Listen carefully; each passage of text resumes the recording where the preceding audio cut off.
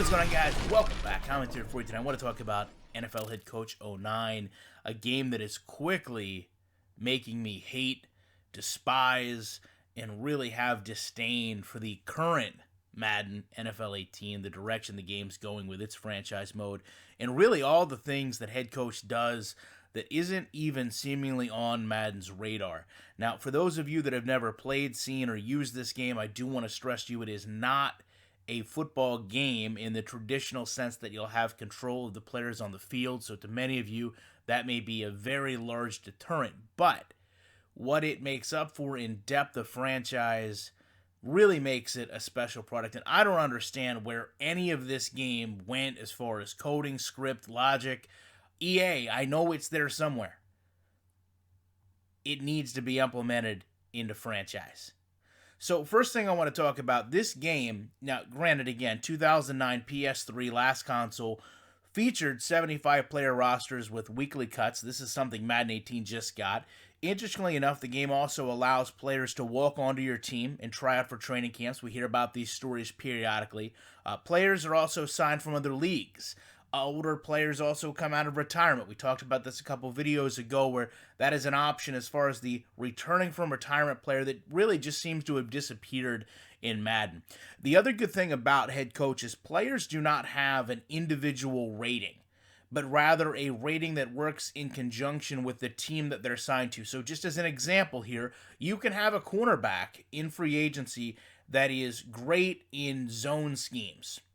And if you put him onto your team, assuming he's going to bolster your defense, but you run a man defense, his rating will dramatically decrease until he either learns the playbook or eventually maybe you just release the player because he's not a good fit. So with that said, in terms of the playbook, you also have this dynamic ability to have your players learn and what they refer to as master plays. And this provides them the ability to execute the play better. It increases the success when you call the plays, not just with the team, but with individual players. So if you sign, let's say, a wide receiver, and he hasn't had the proper opportunity to learn the playbooks, it's likely that he could do something like run the wrong route or miss a block on a run play, and these are things that are fed back to you as you actually play the game. Learning the playbook is something you do, like I said, during the week, but it also requires you to do some interesting things in the preseason, like actually play your backups. If you don't play your backups, I don't even think that's possible, you're forced to, they won't actually learn the plays well enough to be mentally prepared if they ever need to go in as a backup during a game, or, if someone gets injured, they may not have the ability to step up and be proficient at running your team. Now, injuries, since I mentioned it, I don't even know. All the years I've covered Madden, I don't know how injuries work in that game. If anything, I would say it's completely randomized. Even with the off-ball injuries they implemented this year, in head coach, you actually have a progressive injury system where you work in conjunction with your team trainers and your team doctors, and they basically assess how a player's health is progressing or regressing. And in short, what this would allow you to do is, let's say you had a player that strained a ligament. You could actually do season-ending damage to that player by continuing to play him when you're told not to, and then actually have that injury linger with that player throughout multiple seasons. And again, this is something that constantly happens in the actual NFL. Another great thing with this is undrafted player changes. So in Madden, when you're looking at a draft board, everything there is static. In head coach, you have this kind of real-time performance adjustment where if a player does well in the Senior Bowl, or does poorly in the Combine, or poorly in the Pro Days, that actually goes back and damages that player to a degree and can have a player realistically and fluidly move up and down separate teams' draft boards. Now, and in terms of team preferences, they also have a lot of philosophies in play with this game, and teams that will draft based on preferred ratings or needs that they may have. So I hate to be cliche here, but you talk about a team like the Browns, yes, they're going to go after a quarterback. For those of us that are a little bit older, the Raiders used to always go for speedy players. So it's not just drafting to a need in this game with opposing teams, it's drafting to a preference.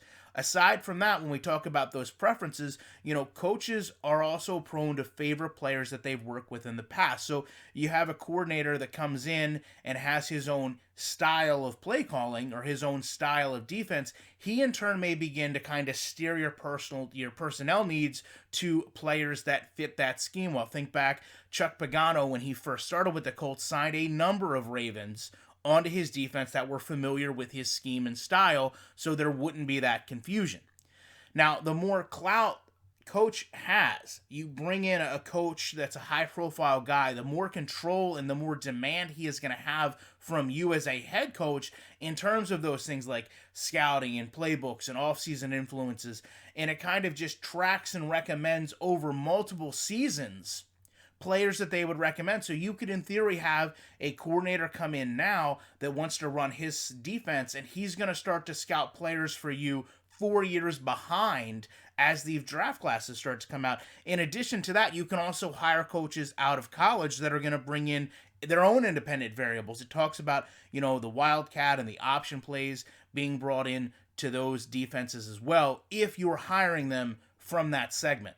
Now, players can also be very demanding during contract negotiations, more so than I've seen in Madden. And this includes actually having talks break down where you're just not going to re-sign a player because they overvalue, you undervalue, whatever the case may be. But you also do have the option here where players leave the team for personal reasons. Now, I will say one of the places this game really faltered was the ability to create plays. And actually, head coach allows you to create a play during the game. But as we talked about in the beginning, it's very limited in gameplay. So you really can't run a play dynamically because you have no control over the ball carrier or defender. You're limited with your pre-snap changes. So it really isn't as great as it initially sounds at face value. Now, you could also import these into Madden 09, but again, from what I've seen, it's just not a fully realized feature because there was a lot of issues with the conversion of the play itself. Anyway, I would love to know what you guys think about all this, your experiences with Head Coach 09. I appreciate you checking this out, and you know that I'll be back in the week with more commentary.